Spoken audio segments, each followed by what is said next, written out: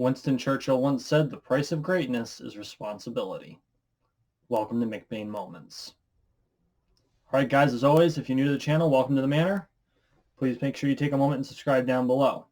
We are on the road to 13 million subscribers, one subscription at a time, so make sure you subscribe. Also, please consider going to patreon.com/JulianMcBain and becoming a patron. Patrons receive The Modern Entropian as a free download. And coming soon will be more ebooks.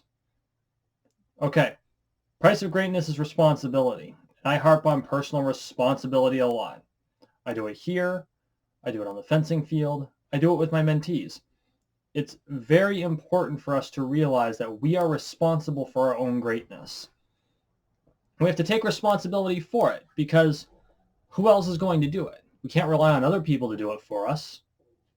And then I know that there is a temptation to, when people offer to take responsibility out of our hands and give us the cookie,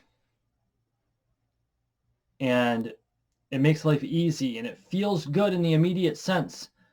But the problem is you do that over and over and over again, and suddenly you have no reason to live. You have no purpose. Human beings cannot live without purpose. Your life has to have some sort of meaning. In order for your life to have meaning,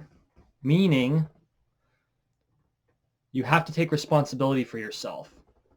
You have to take responsibility for whatever it is you're looking to do, whoever it is you're looking to become, wherever it is you want to go. If you succeed, that is your win. It's 100% your win. And you absolutely should take credit for it, and you should pat yourself on the back. You should be proud of that win. And if you lose, that's on you too. Now, that doesn't mean you beat yourself up over it. It might mean you have to take a good hard look at yourself in the mirror. But what you do is you say, okay, this didn't work. My plan was flawed. I screwed it up. Or some other review that shows that you understand why it didn't work. And then you realign. It's like, okay, well, it didn't work this way. I recognize the flaw, or I don't know what the flaw is, and I recognize that it was something that I didn't get right, and now I need to figure that out. You don't give up on it. No, you don't give up on it. But at the same time, you can't blame it on other people because it might not be your fault. That doesn't mean it's not your responsibility. Your responsibility to fix it. Your responsibility to clean it up. It might be your responsibility to take charge because if you've got a team going, it's on you to make sure, especially if you're the team lead, it's on you to make sure that that team succeeds. And yes, in a team, it's on each individual team member to make sure the whole team succeeds. But if one person doesn't do their job, it can screw the whole thing up. And even if you did your job, the team member who didn't do their job may not even understand what they're getting wrong. It's, I believe it's called Hanlon's razor. Never attribute to malice what ignorance could better explain. It's just kind of like Occam's razor, isn't it? A more brutal way of saying it is never blame malice for something better explained by stupidity. If a member of a team that you're on fails, if the team fails because of another member, there's a good chance it's not because of malice or laziness, although those both happen. In most cases, it's ignorance. They don't know what got messed up. They don't understand it. And so as their team member, it's your responsibility to help educate them. Now, that might be under the direction of a team leader, or the team leader might be the one who takes over. Because technically speaking, that's their responsibility if you're not the team leader. But you can't abdicate that responsibility. And it's your responsibility to tell them that you're willing to pitch in.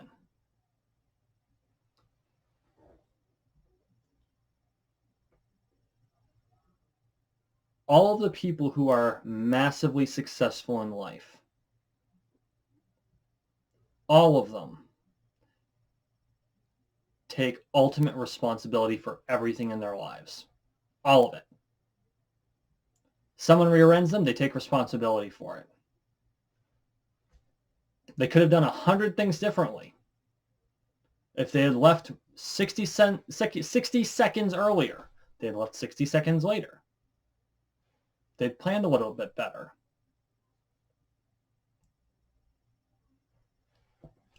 There's all kinds of factors. You can't control causality. Or no, you can control causality, even if you can't predict the results of a causality. I'm going to say that again. You control your causalities, even if you can't predict the results of those causalities, because every decision you make is a different causality than if you had chosen the opposite one. And unfortunately for all of us, no decision is a decision. And oftentimes it's the worst decision. I learned that one the hard way. So take responsibility and go and become great. Because when you take responsibility, you will become great. And I know plenty of people who take the responsibility and don't understand that it will make them great. And when they succeed, they're baffled by it. Well, there's nothing to be baffled about. You're doing what you're supposed to. Most people don't do that. Most people don't even do the things that they should do to maintain a normal life for themselves. And it's because they don't want to take responsibility for it. And so people who do what they see as mundane, they do more than just the bare minimum. And they're like, well, why does this make me so good? Well, it's because the average person doesn't even do more than the bare minimum. And is that right? Technically, no.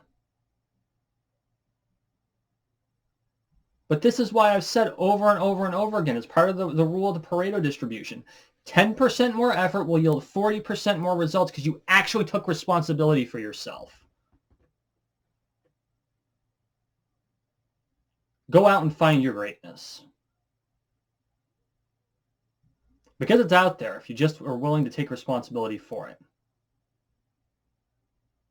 This has been a McBain moment.